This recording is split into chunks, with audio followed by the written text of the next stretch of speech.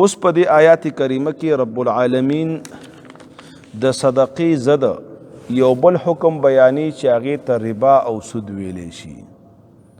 مخکې آیاتونو کې بیان د احسان وشو په طریقې د صدقې سره. خطاب مؤمنانو ته چې تاسو احسان وکئ، یعنی صدقه وکئ او د نورو مؤمنانو غرباو فقراو سره خواخوږي وکئ، د هغوی خیرخواهي ولټوئ.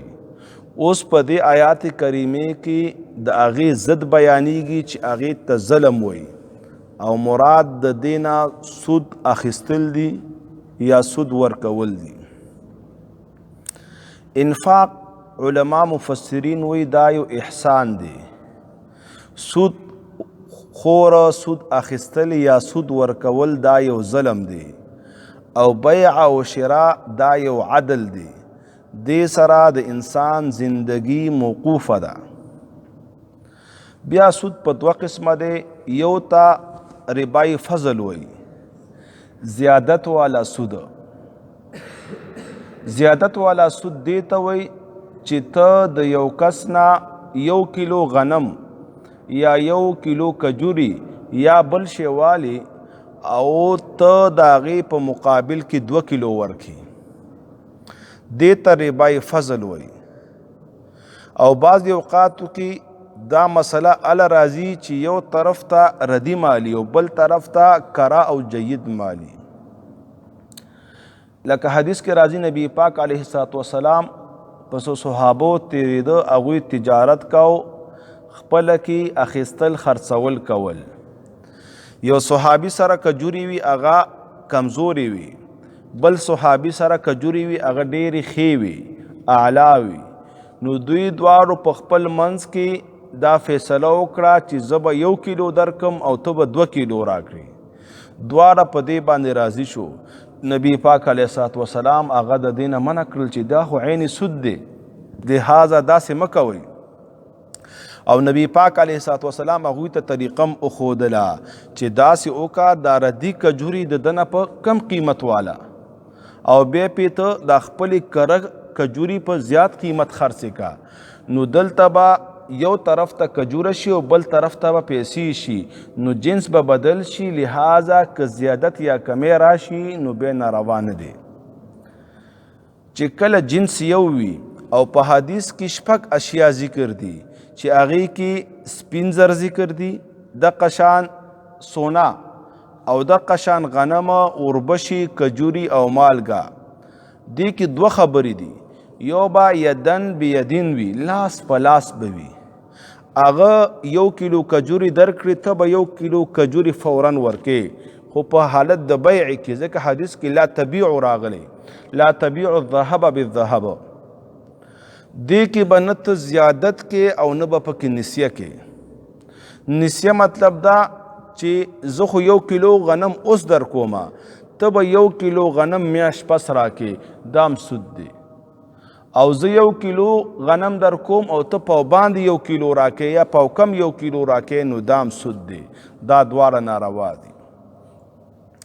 یوې مسلې تم خیلی بعضی کورونو کې یو کار کیږي چې اوړه خلاص شي چا کرا، نو هغوی یو جام 1 کیلو یا 2 کیلو یا یو بورۍ اوړه د خپل ګاونډي نه راخلي. نو دا په صورت د قرض کې دي او دا ناروا نه دي. بعضی په مسله باندې پوی نشي او دې تم نسی والا ټکې راولي او دا ناروا او حرام او سود وګرځي. حالانکه دا علما او محققین فقها لیکي چې دا مسله په باب د تجارت کې ده، دا مسله په باب د بیع او شراء کې ده. دلته خو قرض دی او قرض خو یو خشه دی. قرض خو داسې یو عمل دی چې د هغې ډېر زیات فضیلتونه راغلي دي. لہذا په صورت د قرض کې به دا ناروا نه وي. که 5 کیلو اوړه ته راوالي او هفته پس یا ورځ پس ته هغه ورکې، خو په صورت د قرض کې زنانم بلې زنانه ته وایي چې 1 کیلو یا یو جام اوړه په قرض راکه، هغې اخیستل خرڅول نه کوي. که په صورت د اخیستو خرڅولو کې وي، بیا برابر خبره ده که یو طرف ته خوړي او بل طرف ته کمزوري بیا به هم دوی زیادت نه کوي که زیادت یې وکړه ناروا دی.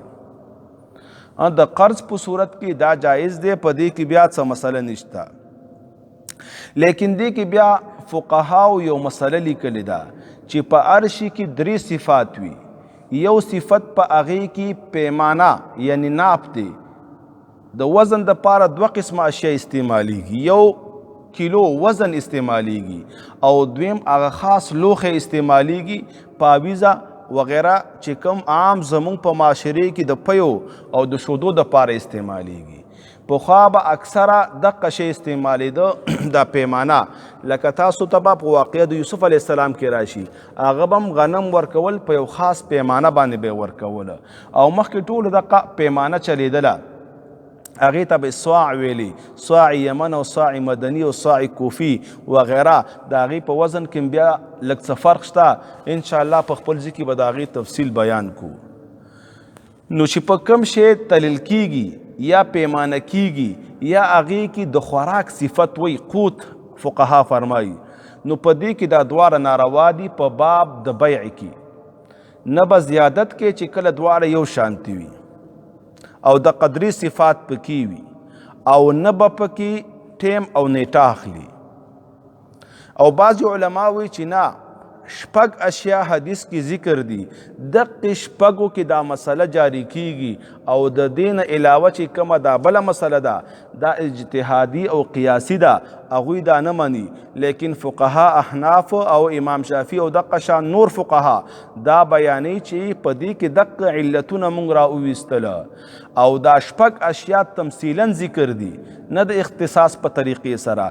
نبی پاک علیه الصلاة والسلام د دې یو مثال ذکر کړی دی چې دقه اشیا دي. تو دنیا ټول اشیا خو په مثال کې نه ذکر کیږي او دې سره خبره اوږدیږي.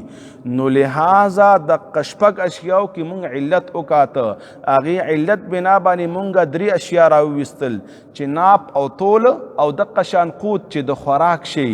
نو په دې کې د بیع په صورت کې نه زیادت روا دی او نه نسیه روا ده.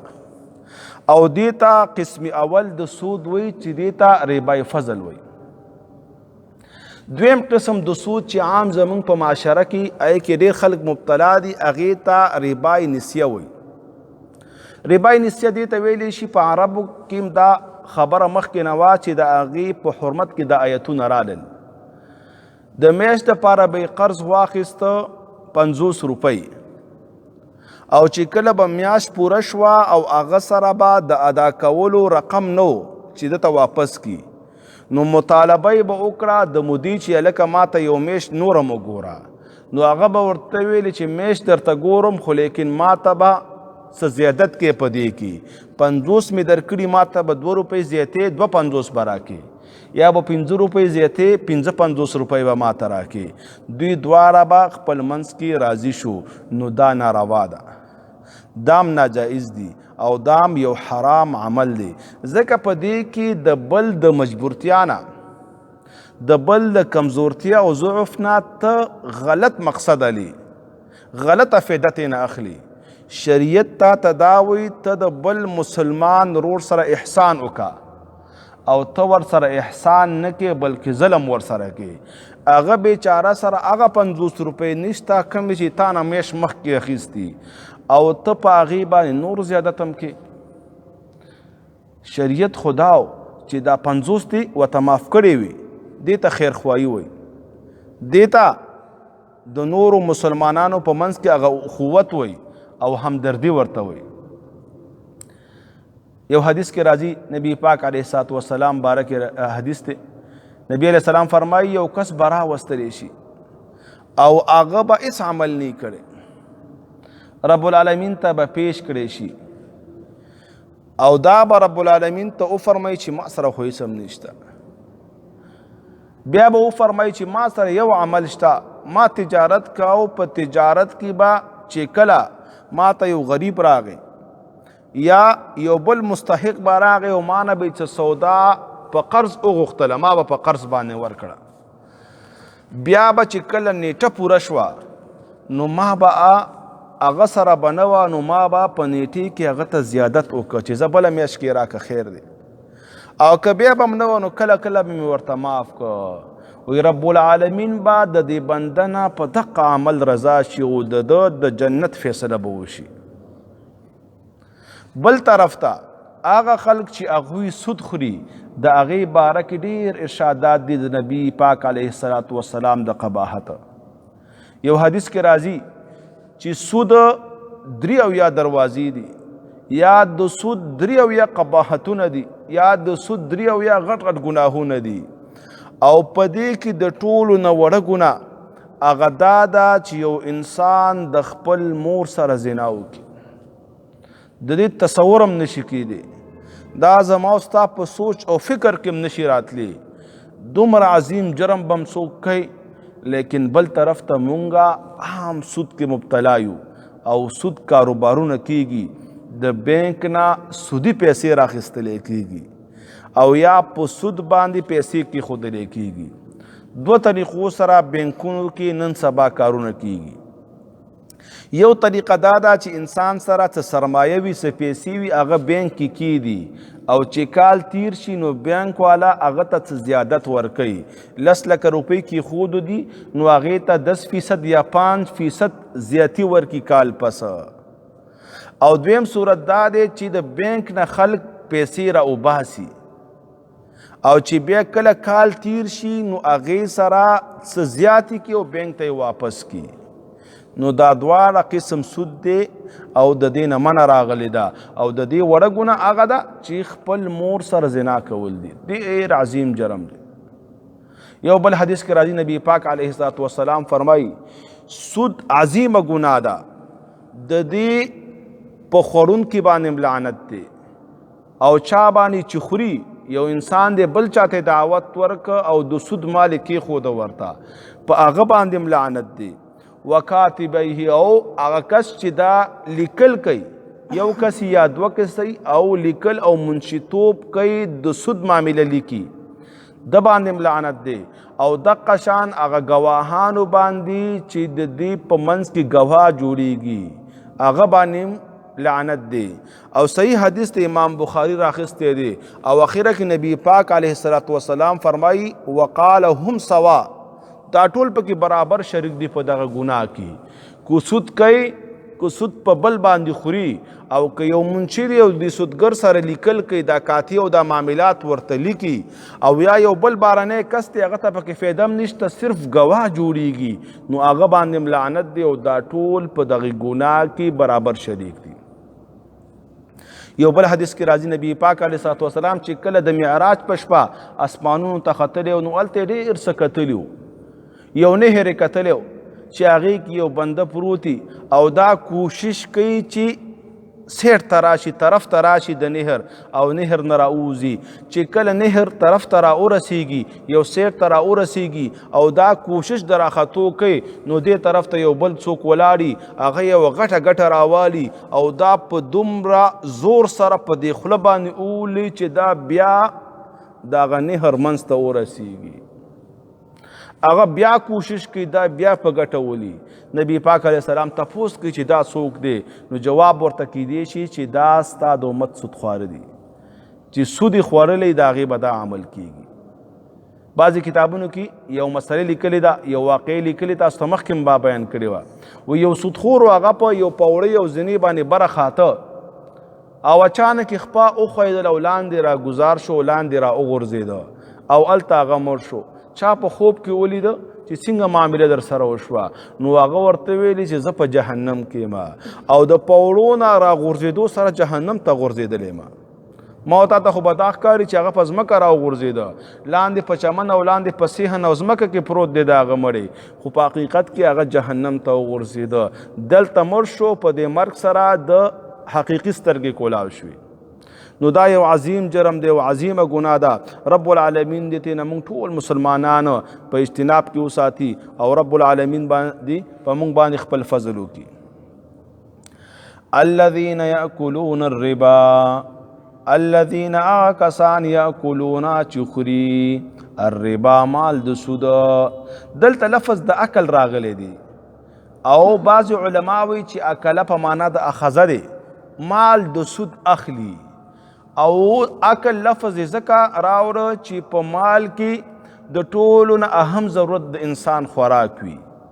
او بعضی مفسرین دا وی چې ګوره کله کله انسان خوراک کوي او د خوراک د پاره راټولول کوي او د ځان نه زناور جوړ کړي، لکه څرنګه زناور د کور نه را بهر شو، په دې نه پوهېږي چې دا شی ماته حلال دی او که حرام دی، دا ماته جایز دی او که ناجایز دی، دا ماته فایده کوي او که دا ماته نقصان کوي، دا خوراک زما د خپل مالک دی او که د پردي مالک دی، لیکن خپله خېټه مړی. نو دغه سودخور هم دغه شان د زناور په شانتې دی، راوتی دی، د حلال و حرامو تمیز نشته، د الله د حکم تمیز نشته، او د زناور په شان څریږي او صرف خپله خېټه ډکوي.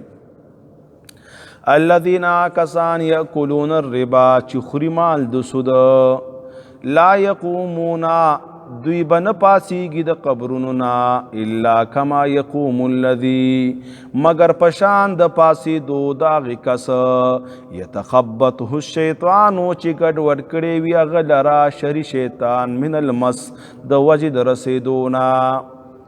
لا یقومونه کې مفسرین لیکي چې کم وخت کې به نه پاسي. یو قول په دې کې دا دی چې د قبر نه به نه پاسي، او چې کله د قبر نه پاسېږي نو دا به داسې لکه یو انسان ته شریر شیطانان رسېدلي وي، او د شیطان نه مراد دي چې هغه جنات دي. یو سړی لیونی وي یا یو سړی پیرانی وي او هغه لتې وهي، چغې وهي او ګډ وډ رواني او د خولې نه اوبه وغیره بهیږي او ډېر په بد حالت کې وي، نو دغه انسان حشر به د قبر نه په دقه طریقه کېږي. دویم قول پکې د بعضې مفسرینو دا دی چې دا به د قیامت په ورځ دقه شان په ده باندې وي، لیونی سپی به ترې نه جوړي، او هغه شان به وي چې یو سړي باندې جنات یا پیران ناست دي یا لیونی شوی وي او ګډ وډ ګرځي، په چلن کې ګډ وډ وي، حالات بدل وي، حالات خراب وي او ډېر د ذلت په مزل باندې روان وي. دریم قول بعضې مفسرین دا هم لیکلی چې د سودخور حالت دقه شان په دنیا کې وي، هغه د لیوني سپي په شانتې روان وي او هر طرف ته خوله اچوي او دا سوچ کوي چې څنګه طریقې سره به زه پیسې پیدا کړم او مال او دولت به پیدا کړم، د حلال او حرام تمیز نه کوي لکه د لیوني په شانتې یا د کس په شانتې چې هغه باندې جنات ناست وي او په هغه په ځان باندې نه پوهېږي. دلته امام قرطبي د جناتو باره کې ډېر احادیث را نقل کړي دي چې جنات ثابت دي. بعضې معتزله او د دې نه انکار کړی دی، یا د دې وخت بعضې هوښیاران ډاکټران چې ځان ته وایي هغوی انکار کوي چې جنات منات نشته او دا مرګي دي یا دا نور مرضونه دي. جنات ثابت دي ځکه یو حدیث کې مرازي یو صحابي باندې چې عثمان بن ابي العاص رضی الله تعالی عنه هغه باندې ناسو، نبی علیہ السلام ته راوستلی شو، نبی علیہ السلام پې دم واچاوه او حدیث کې راځي هغه جني ترې نه د سپي په شکل کې بهر شو. او دغه شان نور ډېر واقعات راغلي دي چې هغه ثابت دي چې انسان کې دغه جنات ګرځي. یو حدیث کې مرادي دا شیطان او جني رب العالمین د انسان په بدن کې داسې ګرځي لکه څرنګه مجرى الدم د ده په بدن کې چې دا وینه څنګه ګرځي. امام قرطبي دلته ډېر تفصیلات د جناتو او د هغې د احوالو او هغې باره کې ډېر واقعات او حدیث را نقل کړي دي او دا حق دی او جنات کېدی شي. بعضې علما دې باره کې دا وایي ښه علامه یې دا ده چې کله یو انسان باندې جني کینی او تا سره خبرې شروع کړي، لیکن به داسې زبان کې خبرې شروع کړي چې هغه زبان ده ته ورځي نه، په عربۍ کې خبرې شروع کړي او ده ته عربي ورځي نه، یا په انګلیش کې یا په بل څه زبان کې دا خبرې شروع کړي او هغه ده ته ورځي نه، نو بیا پته لګي چې واقعي ده کې څه شی وي، جناتی. بعضې زنانه وي هغه د خواښې نه تنګي وي یا د خاوند نه تنګي یا کور کې لانجې مانجې کړې سي په ځان باندې پیران راولي او چغې مغې جوړې کړي، دا فضول راسي. بعضې وخت کې دا ښځې په خپله خلکو ته دوکه ورکوي، که داسې خبرې کولې چې بل زبان یې ویلې نو بیا پته لګي چې واقعي په ده باندې جنات دي او هغې دپاره دم شته او په شریعت کې د هغې دپاره بیا علاج د دم په طریقې سره راغلی دی. رب العالمین به د انسان ته شفا ورکړي.